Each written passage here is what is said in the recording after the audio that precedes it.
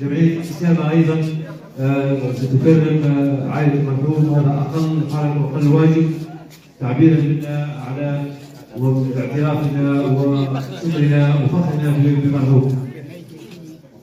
جمعية الابتسامة الجمعية المحلية للرعاية العامة بالابتسامة.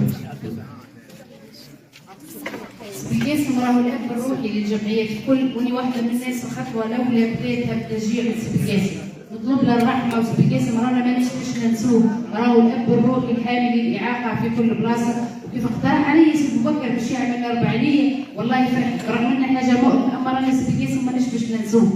سبيكاسم انا واحده من الناس في شخصي كرئيسه جمعيه الابتسامه المثل الاعلى بصراحه. شكرا.